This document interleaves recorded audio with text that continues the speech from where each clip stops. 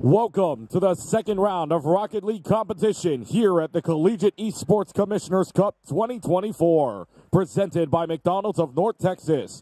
From Group B of competition, let's meet and greet to the stage our two featured teams. At the number 6 seed, Lubbock Christian University. The starting lineup, Process, Dribs, Schmatz.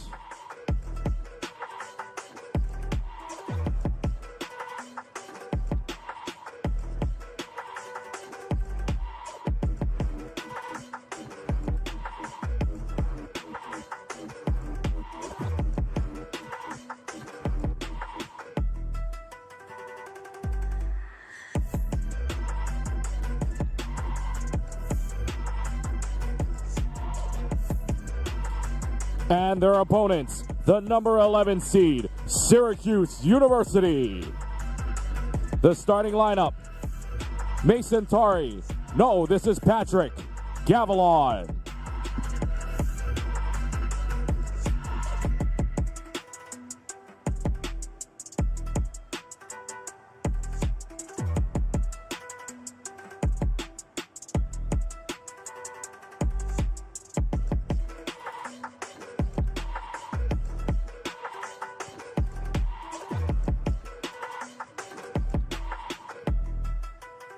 Now, please welcome back to the stage for the pre-match showdown, your host, Hercules.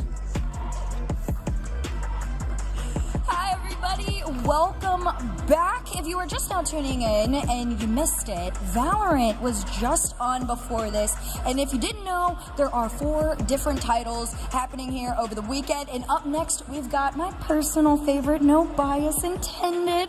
We've got Rocket League coming up next. LCU versus Syracuse. And if I can invite a couple of you guys up, come hang out with me. We got to talk about this. This is a big moment for y'all. Come here. Hi there, guys. So, obviously, we gotta start off with a nice little handshake between you two. Keep it friendly. There we go. Now, I do want to do a quick message before we get into our little interviews here. For those of you at home who aren't aware, and I have to make note of this, obviously, you know, with the changes that have been going on in the Rocket League scene, we are the only esport that didn't have CRL this year. So this is it. This is the big one for you guys. Everything has led up to this LAN, and it's huge. And I think I'm going to start over here with you. What does that mean to you? What does it mean, you know, to have one event, everything on the line kind of deal? I think it means a lot. Just not having CRL, it's obviously a big deal. And just having the opportunity to compete here and having the same opportunity that CRL gives is just really, I'm really grateful for the opportunity. I'm really excited to play. And we're excited to have you here. And then, of course, Syracuse, you guys are coming in this one a little bit as an underdog. But if you guys know anything about me, I love a good underdog story. I'm definitely not counting you guys out. Hope you're not either. What is your game plan going up against these guys? They seem a little terrifying, but maybe not too big a challenge. Yeah, I mean, I won't give all of our plan or else we could not win. But yeah, I mean, I think we can compete with them. We've been playing together for 4 years, so I think we have good chemistry, just playing well and keeping consistent throughout the games. I'm excited to see how you guys do. Obviously, congratulations on making it to the LAN. Good luck to the both of you and to your teams, and we'll see you out there on the field. Thank you. Guys, give it up for our 2 teams here for Rocket League. Now things are about to begin, so don't go anywhere. Make your way down over to the crowd here because we've got Rocket League about to kick off here shortly with Bass and Danger Taco over on the other side of the field. Thank you, Hercules, and my goodness, Taco. Yeah. If it has not been a long minute. It's been a year, almost exactly, since we were back here on this stage. The only thing that has changed this time is we're getting a new champion. Guaranteed, Rocket League will have a new champion this year from the 2-time reigning Northwood, who is not participating this year. And honestly, I think it could be one of these 2 teams. LCU, my goodness. I mean, every team here has a great chance. In fact, there was actually some news organizations over on Twitter, to shout out to some esports collegiate news, that actually talked to our analyst desk, and they were kind of all over the place. They had all different winners projected, because I do feel like it's all tossed up. In fact, some teams have even said, well, where's teams like West Virginia in competitions like this? They didn't make it. They just straight up did not qualify. So when it comes to these teams, they clutched out, they got to the qualifiers, whether it's through the regular CECC or through all kind of these side events, which is exactly where Syracuse comes from, that Atlantic Conference coming over from the ACC and compared to the CECC, specifically the Texas qualifier for LCU. LCU definitely a different team in comparison to how they kind of got here. Again, the Texas qualifier being more limited versus going through, say, a league like a lot of the teams that have made it here. The thing that makes LCU so interesting, though, is they're one of the most, I'd say, rookie teams at this LAN. They've got incredibly talented players who have been around for a hot minute, but I don't know if they've necessarily been a collegiate team for exactly the same time. It's been a bit makeshift for them because this was a kind of experimental team. We actually saw them within a lot of collegiate competition, specifically as Schmacht and Prosta, and then they had a GC2 basically as their third, and everyone's saying, well, is this the roster? And they're like, well, it's in a makeshift, and they were still able to make competitions and go really far because Schmacht and Prosta, for anyone who has played them in ranked, are really good at the game. So now that they have Dribs coming along, I feel like this is kind of more formed their, I would say, final form. And so therefore, if this is what they can bring into it, Syracuse certainly has something to cut out. But I've known these guys for a long time. These are all juniors, seniors on Syracuse. They've definitely been around the block. They're not going to be any pushovers. Oh, not by a long shot. I've seen the Syracuse team play more times than I can probably count at this point, and realistically, they're always good in these matches. The issue is, again, it's LCU who they are playing, though, here. The good thing is both these teams are 1-0 at the current moment, meaning that they have won their first game of the day, so there should be some momentum bringing them into this series. That being said, I'm kind of going to mimic what the desk was talking about and how this is probably going to go. I think they had a really good, I don't know if you call it an analogy, representation, the 3 ranches to the 1 spicy. Those 3 ranches, the 3 wins LCU are going to take, the 1 spicy might be the 1 win that we could see out of Syracuse. I really do think that they could take a game here, but I don't know if we're going to see anything more than Syracuse just taking said game. Yeah, as much as I like to be the cast that's like, well, every team's got a shot. At the end of the day, there's got to be winners, and we got to have favorites, and LCU is one of our favorites. In fact, we were both asked before this event even began, what are your top 4 teams? LCU both very comfortably made it into our top 4 for predictions, so I don't anticipate them to trip up. In fact, they've had a very leisurely stroll over here, considering they are a Texas university, so shout out to Arlington, who had to say, oh, we had to make the long commute, the 9-minute drive on down to the venue. But no, despite how everyone has gotten here, we even have some kind of delays. I know Akron, for example, Tristan has been held up by flight delays, so he is not actually playing today. Shout out to Emilio stepping in for the Akron squad for today. But other than that, I mean, there's a lot of teams that are trying to make it happen, and I think playing on main stage, the biggest question I have is for a lot of these players, they have a long career, they're playing online, they're playing weeklies, they're playing monthlies, they're playing RLCS qualifiers, but it's from the comfort of your bedroom. And now you're on stage, you got people staring at you, you got us 2 jerks in the booth talking about you and analyzing you live, so hello, but also so sorry if that's not really where you're most comfortable, because that is something that does impact the performance of a lot of players. I mean, we've heard this a lot, not even just from a LAN environment, but there are even players that are like, I don't want to boot camp, I don't want to go anywhere but my home setup. They're just too comfortable in that. So again, you really do have to make sure that you are adjusting almost immediately. And the crazy thing is that they weren't even playing on stage earlier today. These games that they were played earlier were actually out in the pit. Shout out to, by the way, the production and everybody here at CECC for making this incredible event and giving them places to play. But now they get on the stage. Yes. And like you said, the lights in their face, we're talking about them the entire time. The setup's a little bit more confined because you're sitting there with this big giant table in front of you, and you kind of got to look over, see the crowd, see the lights, see the insanity that is going to be this first match, which, again, I really want to try and give as much hype as possible to the Syracuse team. I don't want people to look at this and go, oh, this is not a team that's even going to be able to compete. No, they're very talented. They're just happening to run into one of the top 4 teams in this event. Yeah, people seem to forget that. A lot of people kind of retreat in their minds to, well, I mean, maybe I don't know too much about these teams, but I know about CRL, I know about those qualifiers. Keep in mind that 16 teams only historically have gotten into East or West. So if you don't recognize some of these schools, it's probably because they lost 1 game short. Half the time when we look at any of these squads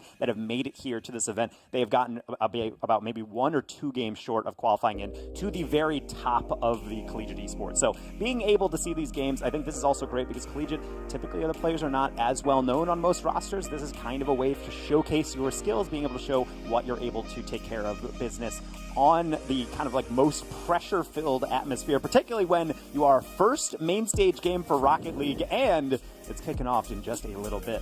I think we're about ready to get into the action, get onto the pitch, and see who's taking this best of 5 to kick this one off. Again, winner of this one will go 2-0 on the day. The other team will end up going 1-1. It is not the end of the road for whoever ends up losing this one, but that 2-0, you head into playoffs. You're going to find yourselves at least a spot within the playoff bracket, and my goodness, is that not going to be important? And is it not going to start on off right now? We've got Lubbock Christian versus Syracuse in our first Rocket League match of the day. The big thing to notice about LCU is that they're incredibly mechanical. They're going to use it, but you might want to use them on defense. Syracuse just unobstructed right down the middle. See, I will say this much. Syracuse may not be as mechanically gifted as this LCU team, but if you fail an aerial straight through the middle, no, they're still punished on that one. Pretty much every day of the week, and pretty much here on this Friday, we find Syracuse with maybe a surprising start here at the 1-0.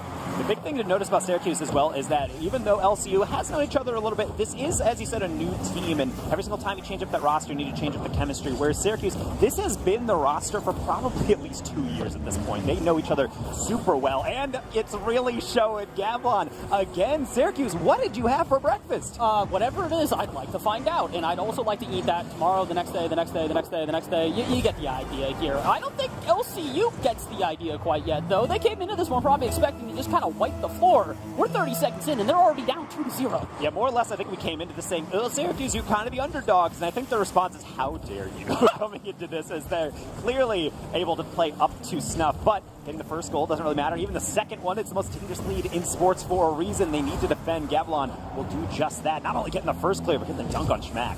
Process out at midfield, going to try and keep this one contained and maybe extend the offense a little bit. Good plant on the wall, but the ball up high is going to leave the Schmack to stay. Reset in the bag, round one, looking for the bump, and he will get it, but it still won't be enough. Syracuse coming into this one very prepared on offense and defense. They are looking strong.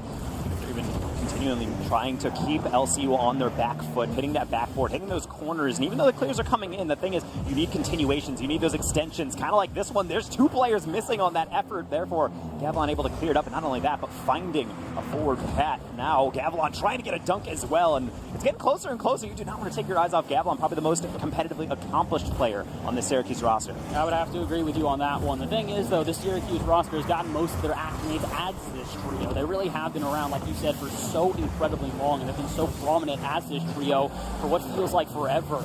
It'd be great to see them make a huge upset victory here today, but like we said, it's a long road ahead of them. As much as we're happy to give them that one spicy buffalo that they might be able to take, this first game is not even halfway gone. The 2-0 is pretty good, but it is not going to be able to be held on if they can't find more offense. Right now, it's a battle at a midfield, and they are very few moments for them to even get a shot.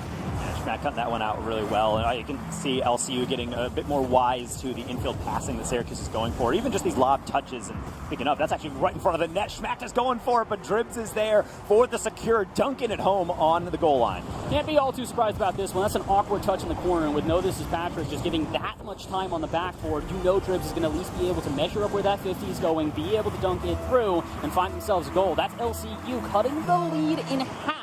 They're only one away, and this is why we said, as great as those 2 goals are early, there's a lot of time left. Yeah, ultimately, with the advent of the kickoff in 3v3, you can score with literally just 1 second remaining on the clock. So therefore, when you have that 2-goal lead, I think the biggest thing you have to do is make sure you just maintain your play style. It's working for you. Don't overcommit. You can play a little bit safer, but you don't really want to be able to take the edge out of your attack, because otherwise you're really just absorbing pressure, and you're playing a team like LCU. They will go around you, but also they will go through you. Not too much demo play, but maybe we'll see it in a second. That trigger dribble coming right down the middle and just barely turned away. They also go through each other. I'm seeing a couple too many double commits here from this LCU squad for me to be completely comfortable with their gameplay right now. But the good thing for them is they're not necessarily getting punished on these double commits. Big issue from them early was that they were making mistakes on defense, and that's when Syracuse was scoring. Now that they've cleaned up that defense at least for a little bit more, they're tying up the game. That's unfortunate. Miss off the backboard, and LCU tied. And it was in the midfield, that demo to lead the way. Schmack knew he didn't have to score this one. He just had to get close, but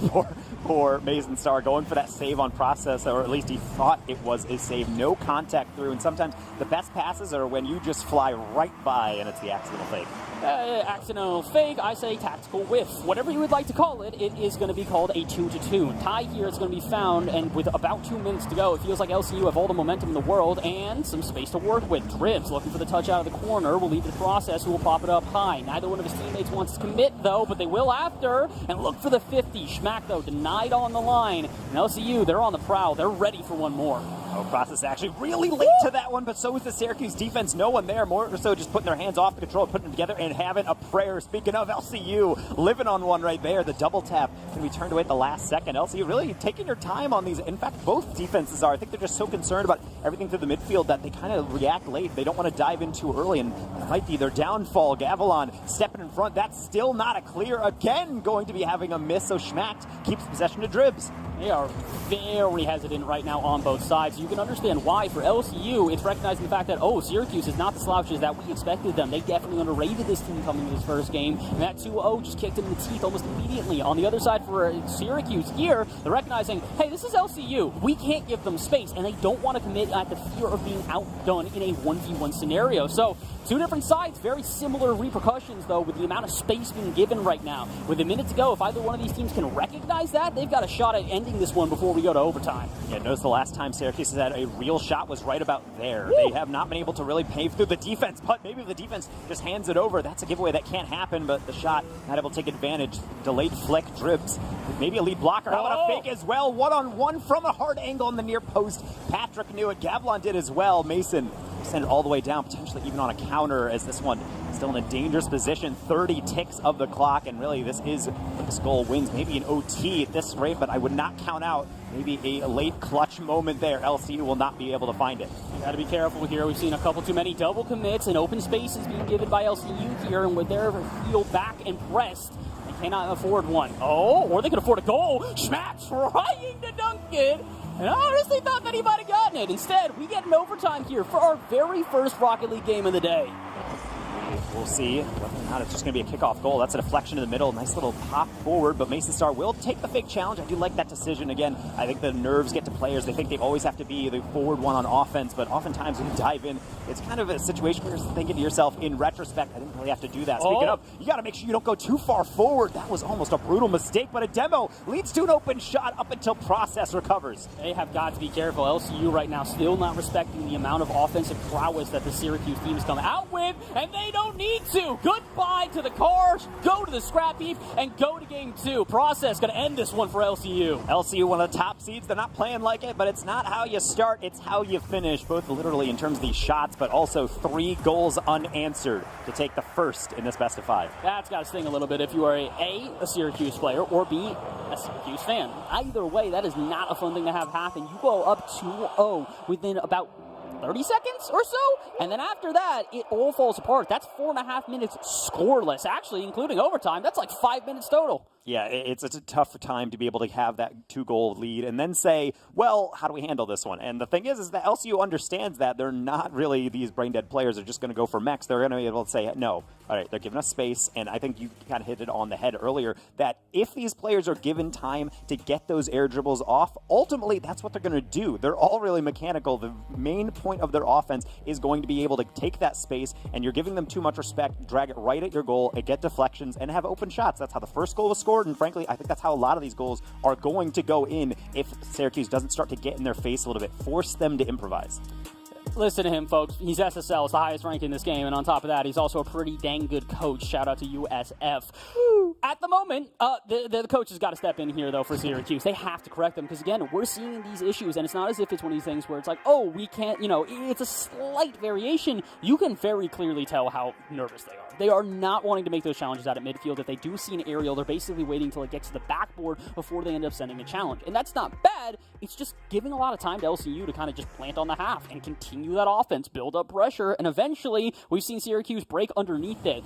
Let's find out if that happens here in game number 2. Again, it is LCU up 1-0, but game 1 did go to overtime, so anything could happen. Yeah, particularly when you see teams like that, I usually refer to it as you're playing not to lose. You're not playing to win. And there is a large difference, even though people disagree with me in terms of the actual meaning of those two sentences. That deflection not going to come through, as Patrick is going to have to hold it off on this first attack for Syracuse, as they're starting under the gun. They're not the ones calling the shots. They're just trying to break out of midfield right now. Schmack not going to let them do that. He's got an aerial, and was going to say not a second touch. Process comes through.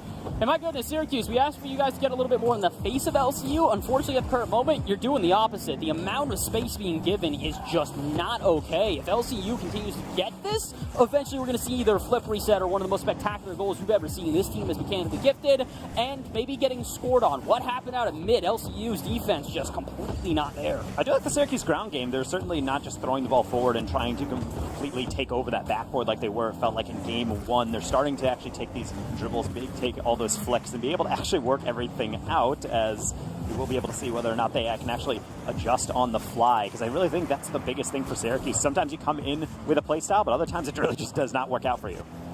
Long ball downfield. Anybody ready for Syracuse? That's a yes. Knows Patrick trying to get a drop down pass. Won't find it. And there's another double commit. It's the only thing I can really criticize for LCU right now is that they're playing a great offense. They're playing a good rotation, but occasionally they get caught off guard like this. They just don't seem to have the spacing necessary. And with the double commits where you just see two players collapse directly on top of each other, it's not doing them any favors. This isn't either. What's happening out of midfield? Neither team wants to go for the ball, and we go 2 minutes now without either team getting a goal either. You know, they're trying their hardest, pass, and that's all we can really ask of them. Well, I could ask them to score and win the game and have glory, but also outside of that, they could actually maintain possession. I think that's the biggest struggle, and that's often what you see in the midfield when there's that back and forth. Both teams trying to make sure they win these 50s, kind of like Dribs right there, but they're meeting some fierce opposition. Syracuse is getting a bit more brave in these challenges. They're, like I said, not giving up the space. At the very least, even if they're going to lose the 50s, they're right in front of the car, not on that near post all the time. The last-second save will prevent that from being a 1-0. Syracuse starting to figure out where they can make these challenges on defense. They're still a little bit too hesitant for my liking, and I think that they're giving more shots than necessary, but they're doing a good job of tracking those shots, making sure to hit into the face and not allowing them to turn those into goals. It's a huge difference from what we saw in game one, where most of the times that they made those challenges on the backboard, they were failed and then immediately countered on. So halfway through this game, both teams still squared up at 0-0. That could change here, though. LCU looking for a lob out center. Notices Patrick going to combine with his teammate to put it back out to mid. The pressure's still there. Schmacked. Drop down. No more boost in the tank, so his teammate's just going to have to try and pop it out of the corner. And they will. And then counter again. LCU back in time, but it is last-second save on last-second save. And being able to get those last-second saves feels great, because at the end of the day, you're racking up the saves column, but also you need to make sure you get these interceptions in the midfield. They do not yield any statistics for that. You just get those 2 points for a touch, but they're really the backbone of any good defense. You don't want to be able to face these saves, and at this point, if you're Syracuse and you're losing some of these games earlier on just by 1 goal, those 3 goals unanswered like we saw in game one, that's one thing, but ultimately it's not a huge deal as long as you're able to stay in these games, but it's easier said than done, especially when you get landed on Dribs of the backflip for the opener. Dribs gets the goal, but really it's all the credit in the world to Process here. Great serve out center, the heads up play, the Goomba stomp to immediately smack them down. This is a beautiful play from LCU, and this is what we were warning about. You let them stay on the half for that long, eventually you're going to do something like that. And really just comes down all the way down. You're able to get these touches through and be able to have all these constant pressures. And that's really why the whole point of a lot of defense is not really to get the initial save, it's to get the follow-up. And in some cases, the follow-up to the follow-up, and then the next one, and the next one. You get it kind of caught in a jail cell right there, but LCU is going to let Syracuse spring free 1-1 from the midfield. And this is what we've been warning about. The biggest issue that we have is that you just can't continue to go for these last-second saves as the only defense you're going for. You need to have somebody back who's prepared in case something like that happens. I've seen this happen at pretty much every level of Rocket League. I've seen it happen in pro play, collegiate play. I've seen it happen at an amateur level. The reality is that when players are playing like this, where there's this much open space, you're just going to have those long balls downfield that will eventually catch you off guard. Heck, I think we saw a team lose last week exactly off that in pro play. Yeah, and it really comes down to making sure that every single touch is flawless. A couple times, even when you're on the backboard, you're comfortable, especially at that SSL level, of taking it across the back line. But if you mess up that touch, it's immediately in the back of your net. And that's why a lot of these teams, you'll see, is kind of over-adjusting. They're taking extra time to get those clears, and maybe that's the opportunity that these teams are looking for. But at the very least, seeing a lot of these kind of awkward touches through the midfield again, especially with some awkward touches, as this one is another missed Process, not anticipating that one. And Syracuse might be able to take advantage of this as long as they can actually get these 50s, but they're just a little too slow. 20 seconds left, though, and if either one of these teams makes a mistake, it's probably going to punish them. Whether it's Syracuse, who seems to be going all-out offense at the moment, or an LCU who need to respect their opponents. Maybe shouldn't respect them there. Weirdness off the backboard. Gavilon in an awkward space. Dribs with an open net and the dagger. 8 to go, and it's 2-1. Quick reminder for everybody watching in Rocket League, you can have 3 defenders in the net, but if you have no one on the backboard, that is an open net. It will never be missed from a player like that. Dribs showing clinical efficiency on that one. Not a lot of space to work with as he had to build that one from the top of the box, but that just really might be the decider here unless this kickoff goes Syracuse's way. That's a start, potentially a build off of that. Off the backboard, late air dribble, attempt off defense, and what do you know? It's 0 seconds for the Orange Men. And this is why we've criticized LCU's defense. It's just too open right now, and a single mistake like that is going to be more than enough to find themselves the 2-2. That is a heartbreaking way to go to overtime. It's a fun way to go, though, too. I hope the crowd's excited because we have our second overtime in a row. The big difference this time, though, it's Hughes with the momentum. Ooh, and that's a laser of a shot across. And then on the counter attack, it's open up until the goal line stop. Deflection to the far side means Syracuse, at the very least, will maintain hold of this ball, especially with those dribbles. I said they have the courage to take it. Now maybe build on top of this one. Back to the corner. That should be an open pass if they can get the deflection as well, but well defended back into the midfield for now a lead block. And then an open goal process. Able to be trusted with guiding this one all the way across.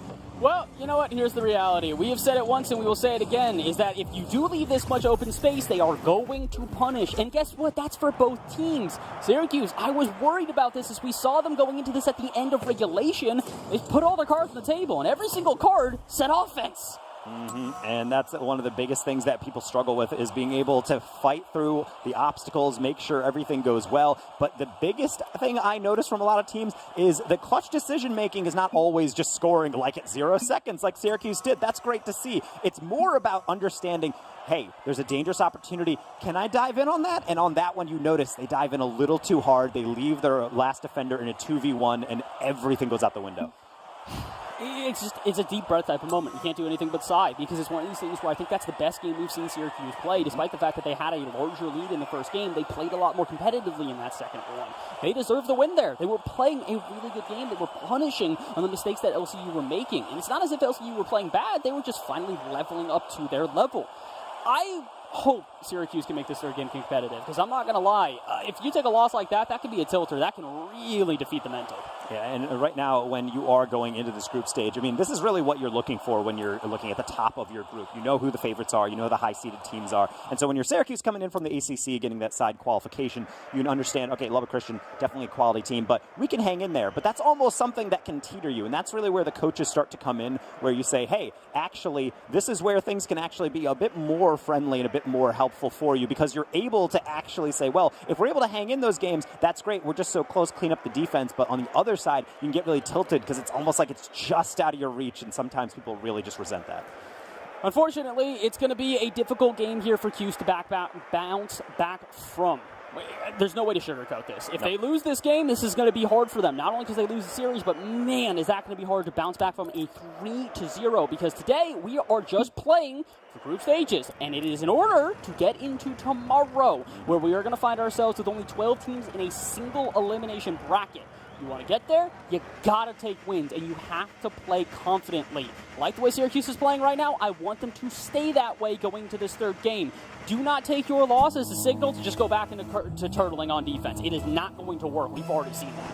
No, not at all. And again, this is where I'm curious about really what goes on with these players, because we do not have timeouts in this format, especially being still in the group stage. So it's really just trying to make sure everything works out. Speaking of LCU, are your headsets connected? Nobody going for that one, as everyone just kind of watched that one kind of flaccidly go into the back post. But the same thing is, Syracuse was not on it, so they need to be prepared for that. Even the best of teams will occasionally have those miscoms. Unfortunately for LCU, it's been more often than not that has costed them goals and costed them, well, some really confident victories thus far. I don't really know if we're going to see as confident a victory here in game number 3, as it looks like we might need to take a second here between the two teams before we resume play. But just gives us more time to theorize about what exactly is happening between the two teams. Because like we said, LCU looking good, but it still kind of feels like they're missing just a little bit to make them elite.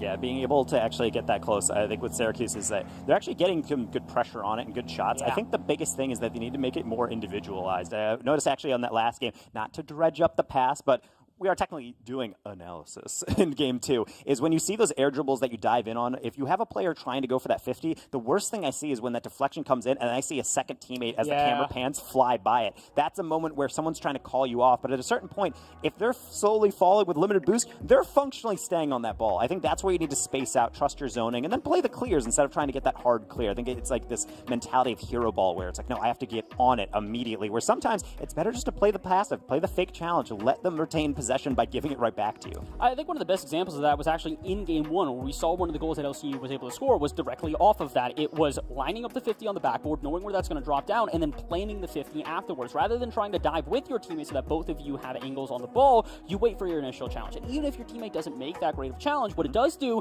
is it's going to throw your opponents off. If it's not going to allow them a good 50, a clean touch, just possession of the ball, you can calculate it afterwards. That's where LCU really did look good, and I think it's another thing that you've been talking about that we haven't seen from them. LCU individually, probably one of the most mechanical teams in this event. We heard it on the desk, they mentioned it, and they were correct about that. I don't know if we've really seen mechanics from LCU thus far. I think it's mainly they're just doing the bare essentials. They're making sure they keep underneath the ball. If it's on the sidewall, they'll be able to drag it somewhat close, but we're seeing the flip resets, but they're not necessarily anything too tricky. It's mostly just trying to get that first defender to bite, and I think that passivity from Syracuse works out only so much. If there's a low amount of speed on that flip reset, it's going to kind of flick high. Maybe you can get a crazy deflection if you get the exact right angle, but for the most part, you're right to back off. The problem is, and why I kept saying after game 1 that they have to get in their face, is that these players are rank X, or at least rank A on LCU, so that outside ranking system for Rocket League means quite a lot, and at the very least, if you need to know nothing else, those players will hit those shots more often than not.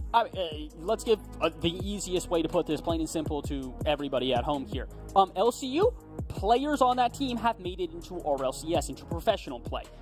Syracuse have not. They've not gotten there at this point.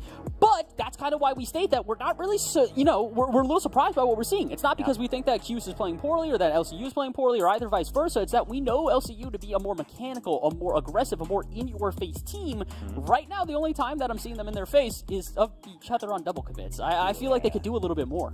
There's definitely those moments on defense where they're getting a lot of cross wires. They're not getting these touches off. They're getting a lot of awkward moments where everyone almost kind of says, hey, do you have that? Do you have that? I think that's a better thing. And that's exactly where Syracuse needs to take advantage. Get some demos, especially if everyone's parking the bus on defense. Swing someone through the back line. Even if you don't even make contact with someone, just keeping it in the back of their mind forces the defender to hide on that near post. Make sure they back up. Make sure they jump and just guess, because sometimes all you hear is that boost noise in the side of your headset. So I think something like that to change it up could mean something, especially with this tech pause. This is kind of the accidental timeout some teams get. So hopefully you didn't pull the Ethernet cord to force this, but other than that, as long as it's in the meta, then go for it. Just be able to sit down and say, all right, we have some extra time. Let's just take some deep breaths and really work out how we want to approach this one. I mean, take all the time that you can. Again, for Syracuse here, it really is minor things that they need to change in order for them to get into a more competitive stance here against LCU. Because again, they've taken them to overtime twice now. That's 2 overtimes in a row that they have managed. It's not as if they are being completely outclassed, but they do need to try and take this time, try and figure it out, just make minor adjustments. Again, it doesn't need to be drastic for you, Syracuse. I think that's the big issue we did see, is that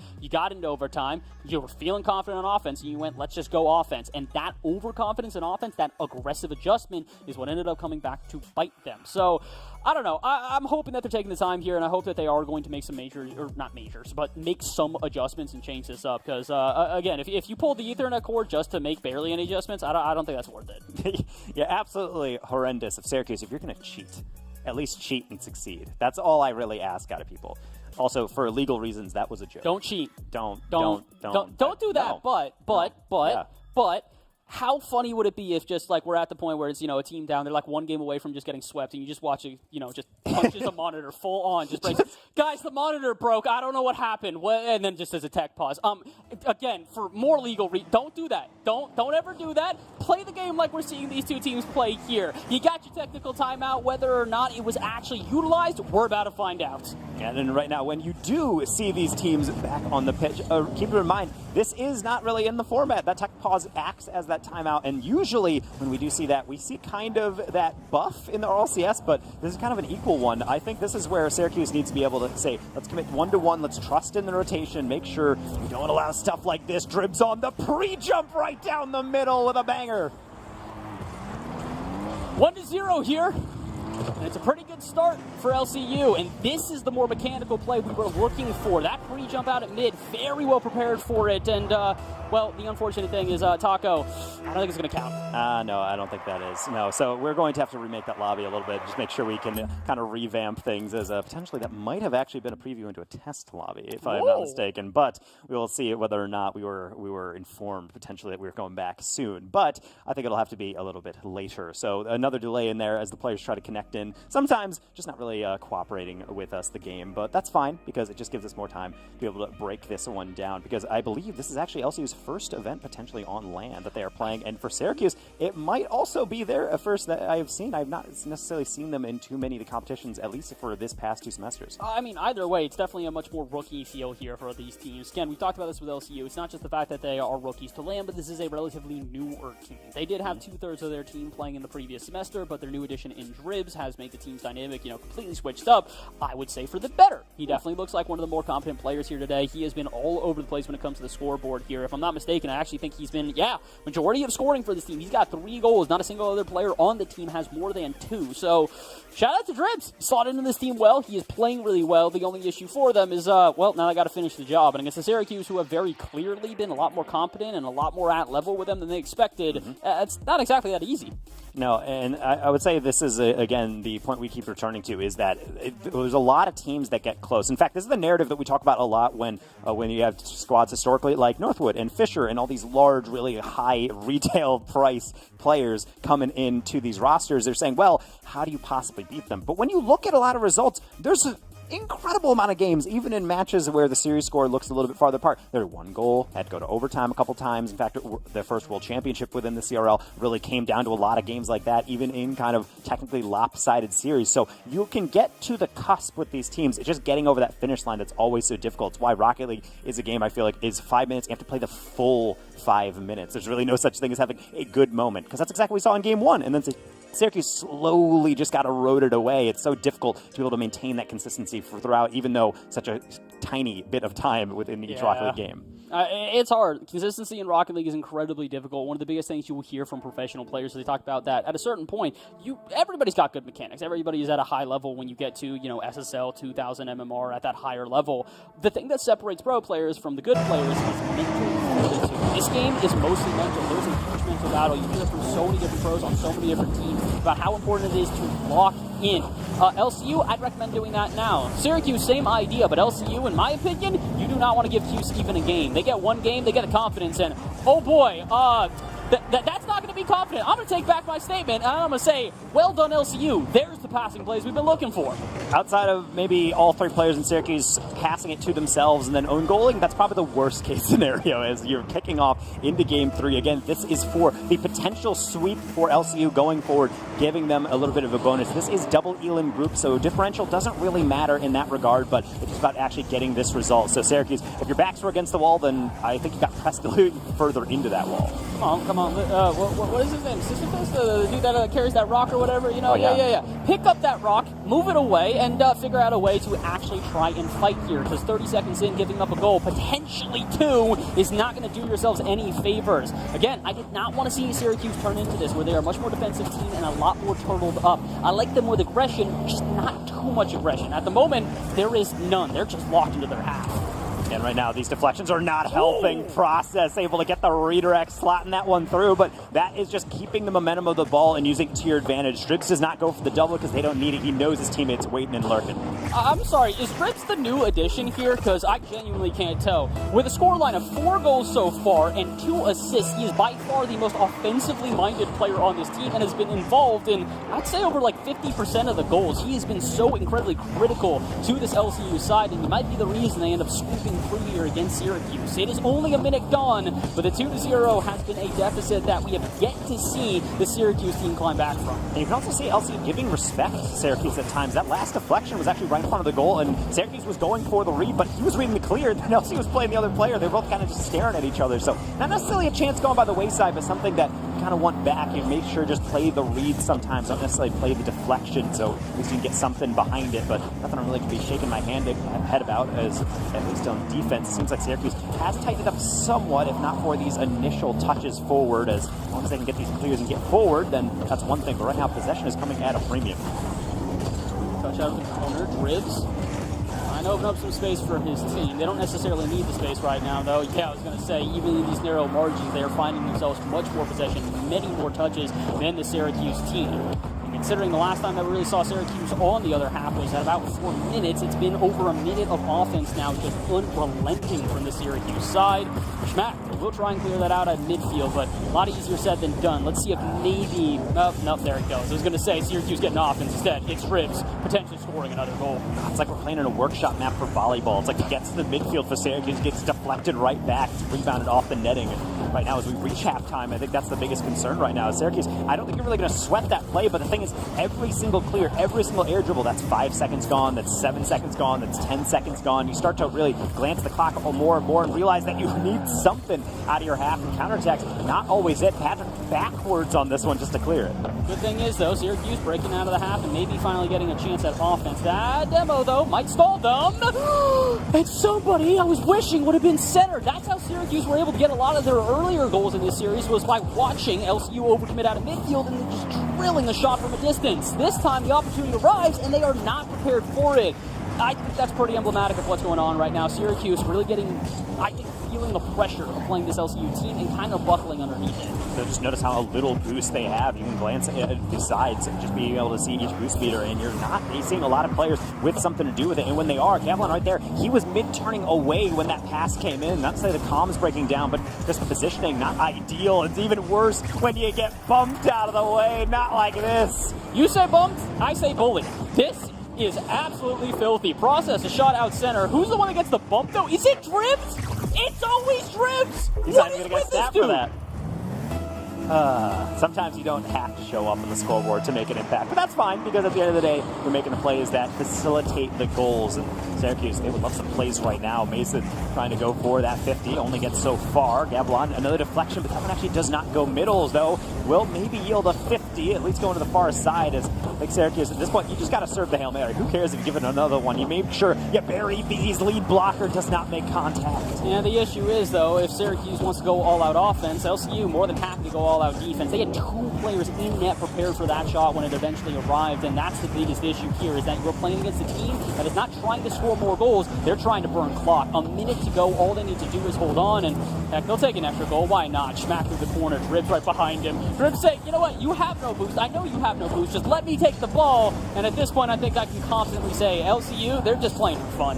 Yeah, they're just going for these longer air dribbles, going up into the ceiling, getting a reset. And honestly, you can see it just faking. It's almost on them. They know Syracuse has to come to them, so why are they really trying to overcomplicate everything, going for the team pinches out of the defense? Yeah, they're clearly just having fun. As I said, this might be one of the first major competitions in person that they've been able to play together, but you would not know it based on how they play. They've had to come back. They've been able to lock things down, but they have not secured this yet. The shiniest glimmer of a chance looking on the horizon for Syracuse. See, I'd say it was barely a sliver of a chance. It's barely a moment. But we already saw Syracuse score a 0-second goal. They've got 28 seconds. As long as they can slot one in, you never really know what can happen. Rocket League's a crazy game, and this is a crazy touch off the ceiling and the read. Syracuse with the first offense here. If they can score with, let's say, 5 seconds left, there's a chance. And right there, they're not really willing to take those possessions. However, that is a 2-person commit, so Patrick will have an air dribble. This man plays a lot of hoops. Let's see if he can dunk going up and over the top, but no, it's Dribs into the ceiling. Mason top shelf, also going to be met by Process. The lead block. Wait. Do they have the angle? Gavlon from the side, can't wrap around it. Not like it matters. That had to go through in the end, and it does not. A 3-0 is how this one's going to end. LCU on to 2-0 in groups.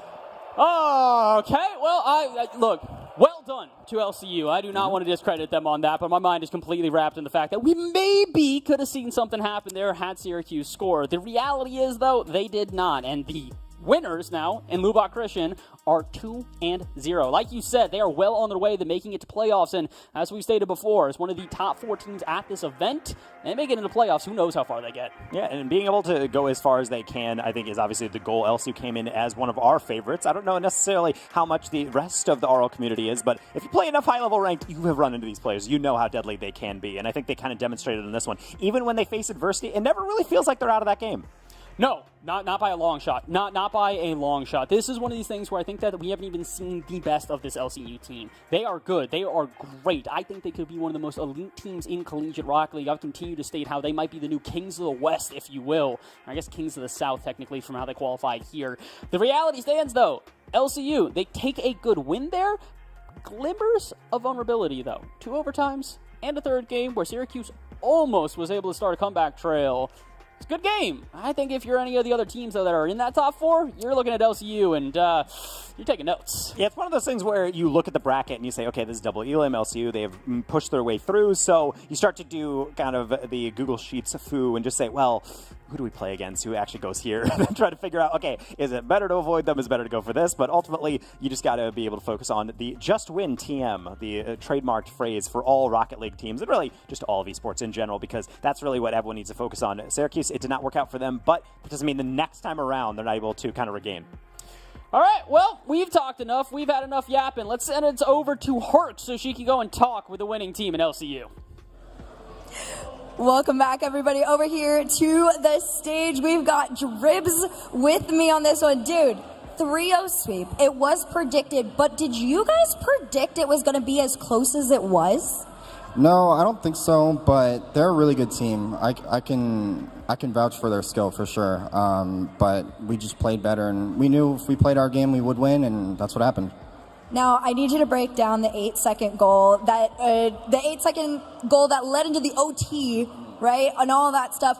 Was there a moment that you felt Syracuse was kind of taking the momentum away from you guys? Yeah, a little bit, but when we get in those moments, you can't really get into your head too much. You really just have to focus on the next goal and the next play instead of, letting a goal down with 8 seconds left. Obviously, it's not ideal, but you just keep trucking along, and we did that.